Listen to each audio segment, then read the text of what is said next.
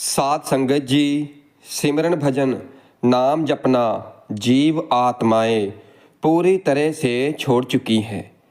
इसलिए हम उन लोगों से कहना चाहते हैं कि भाइयों और बहनों, माताओं और बुजुर्गों, अब आप सिमरन भजन शुरू कर दें, क्योंकि बिना सिमरन भजन के नाम की कमाई के हमारा कुछ भी नहीं बनेगा।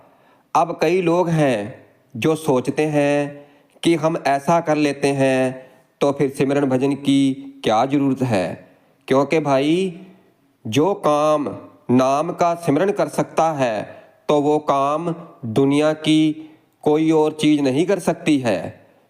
इस बात को गांठ बांध लो और अच्छी तरह से समझ लो। इसलिए इस काम को करने के लिए हमें कहीं भी जाने की ज़रूरत नहीं है। हम घर पर बैठे ही ये काम कर सकते हैं।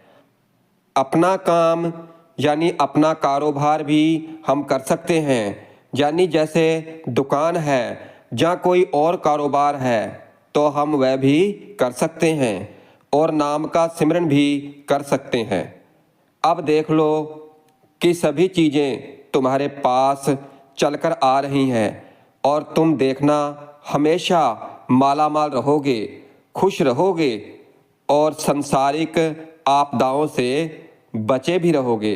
हर चीज़ से, मोह माया से बचे रहोगे, दुनिया के वाद विवाद से बचे रहोगे अगर सिमरन भजन करते रहोगे तो। लेकिन हमसे सिमरन भजन ही नहीं होता है।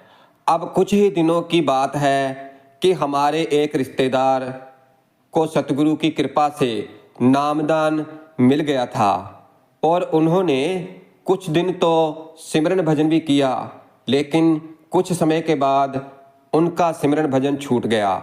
मगर भजन तो उसने कभी किया ही नहीं था, केवल सिमरन की बैठक पर बैठता था। फिर एक दिन वो मेरे पास आया और कहने लगा कि मुझे सिमरन भजन करना है, और कहने लगा कि पता नहीं मेरे कौन से बुरे कर्म हैं जिनके कारण मैं चाहते हुए भी सिमरन भजन नहीं कर पाता हूँ। तो आप ही मेरी मदद करो। और आप मेरी मदद कर भी सकते हो, क्योंकि उसके चेहरे पर भी उदासी छाई हुई थी।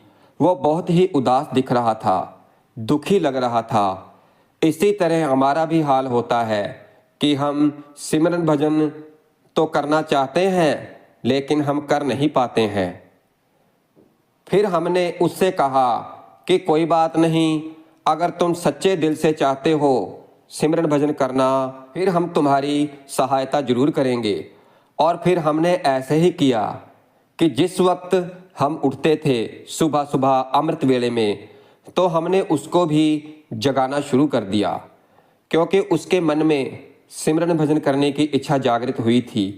इसलिए वो उठकर बैठने लग गया और हाथ मुंह धोकर सिमरन पर बैठ गया।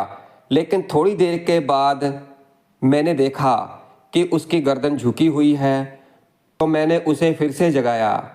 मैंने उससे कहा कि तुम अपना मुंह अच्छी तरह से धोकर फिर से सिमरन भजन पर बैठ जाओ। और वो फिर से बैठ गया सिमरन पर, और फिर थोड़ी देर के बाद उसकी गर्दन फिर झुक गई और मैं उसे बार बार जगाता रहा और समझाता भी रहा। मैंने उसे फिर से बिठाया और फिर मैंने उससे कहा उठने की कोशिश करो बार बार, और मैंने फिर उसको सिमरन पर बैठा दिया और फिर बैठा जैसे भी बैठ सकता था। और फिर मैंने उसको भजन की बैठक की अवस्था में भी बैठाया, कहा कोशिश कर, लेकिन नहीं बैठ पाया था। और फिर दिन निकल आया और वो काम पर जाने लगा। और फिर मैंने उसे रोका और समझाया, कहा कि भाई हमारी जो धर्म पुस्तकें हैं उसको लगभग 1 घंटा पढ़ना है रोज़ाना। और फिर उसने अपने बैग में पुस्तकें भी रख ली। और फिर जब वो शाम को घर के लिए लौटा तो मैंने उससे पूछा कि मैंने जो तुम्हारे बैग में पुस्तकें रखी थी, क्या वो तूने पढ़ी? फिर बोला, नहीं। फिर मैंने उससे कहा कि अब पढ़ लो, और फिर उसने पढ़ी, लेकिन उसका मन नहीं लगा। फिर मैंने उससे दोबारा कहा, और फिर उसको शाम को भी बैठाया, और जब भोजन की बारी आई तो उसे भोजन थोड़ा नियमित तौर पर ही दिया, और कम भोजन खाने को उससे कहा, और फिर उसको समझ आ गई और उसने संतुलित भोजन ही किया। और फिर वो दूसरे दिन फिर उठा, और मैंने उससे कहा कि पहले नहा लो और फिर सिमरन पर बैठना, और उसने ऐसा ही किया, पहले नहाया और फिर सिमरन पर बैठा। इस बार भी उसे नींद आती रही, मन भटकता रहा। मैंने कहा, कोई बात नहीं है, बैठ जाओ। और फिर वो बैठा रहा, और फिर उसे थोड़ी देर भजन में बैठाया, थोड़े समय के लिए, और शाम को उसने पुस्तकें भी पढ़ी। और फिर मैंने उससे पूछा कि तूने क्या पढ़ा है, मुझे बताओ। फिर उसने मुझे बताया, और फिर ऐसे ही ये प्रक्रिया लगातार चलती रही, और ये प्रक्रिया लगभग 1 साल तक चलती रही, क्योंकि मैं उसे रोज़ाना उठाया करता था, उसे समझाया भी करता था, और वो समझ भी गया था, क्योंकि उसकी इच्छा बन गई थी ये कार्य करने की, यानी कि सिमरन करने की। क्योंकि अगर हमारे मन के अंदर तीव्र इच्छा है कि हम सिमरन भजन करें, परमात्मा की भक्ति करें, अगर अंदर तीव्र इच्छा है, चाह है, तो जरूर करोगे। तो करना क्या है? अगर आप नहीं कर रहे हो तो फिर अपने घर के एक सदस्य को इस काम पर जरूर लगाओ, जो नाम का सिमरन भजन कर रहा है, तो उसे कहो, उसे लगाओ इस काम पर। नहीं तो अपने सतगुरु को हाजिर नाजिर जानकर सुबह सुबह अमृत वेले में उठ जाओ, और पूरी ताजगी के साथ उठो, पूरी उमंग के साथ उठो, और नींद ना आए, सुस्ती ना पड़े तो थोड़ा स्नान कर लो, और फिर अपने सतगुरु का ध्यान करके बैठ जाओ सिमरन भजन पर। और अगर फिर भी नींद आए, सुस्ती पड़े, तो फिर अपने मुंह पर ठंडे पानी के छींटे मारो, और फिर से बैठ जाओ, सिमरन करो, और भजन में भी जरूर बैठो, फिर थोड़े समय के लिए ही सही, मगर बैठो। और फिर जब आपको दिन में समय मिले तो लगभग 1 घंटा धर्म पुस्तकें जरूर पढ़ा करो। उनमें हमें क्या समझाया जा रहा है उसे समझो, उन पर अमल करो, क्योंकि वैसे भी तो इधर उधर की बातों में समय बर्बाद करते हैं। उस समय को धर्म पुस्तकें पढ़ने में लगाओ, ताकि कुछ समझ में आए। और शाम को कम भोजन करो, संतुलित भोजन करो, समय पर ही भोजन कर लो। और अगर रात्रि को देर घर आते हो तो फिर दोपहर को भोजन ज़्यादा ले लो, और रात्रि को थोड़ा कम भोजन कर लो, हल्का भोजन कर लो, जल्दी सोने की, समय पर सोने की आदत डालो। और जो पुस्तकों में पढ़ा है उस पर आंतरिक तौर पर अमल करो, और फिर अगले दिन भी बैठ जाओ, समय पर उठ जाओ सुबह सुबह अमृत वेले में, और फिर स्नान करो।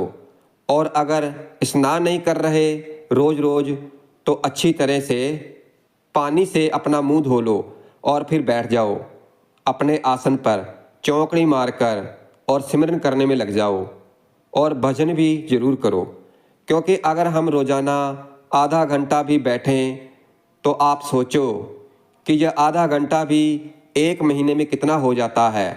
और फिर अपने समय को धीरे धीरे बढ़ाते जाओ, जैसे 1 घंटा, 2 मिनट, 3 मिनट, धीरे धीरे अपने समय को बढ़ाते जाओ।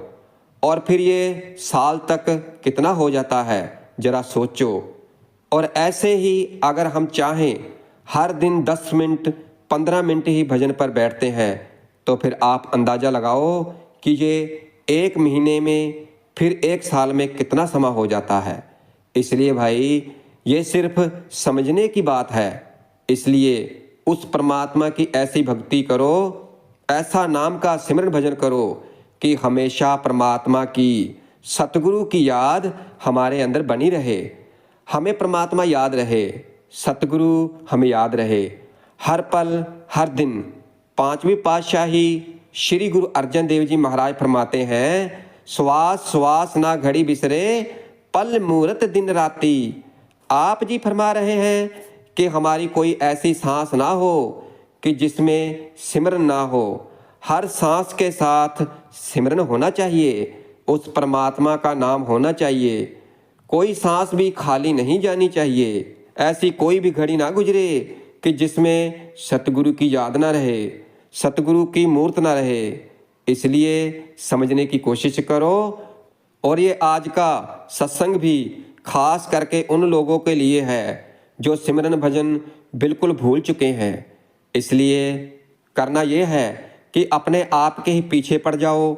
जैसे हम और चीज़ों पर भी ध्यान देते हैं तो अपने आप पर ध्यान देना शुरू कर दो, क्योंकि भाई वही व्यक्ति सतगुरु को प्यारा है, परमात्मा को अच्छा लगता है जो अपना काम पूरा करता है।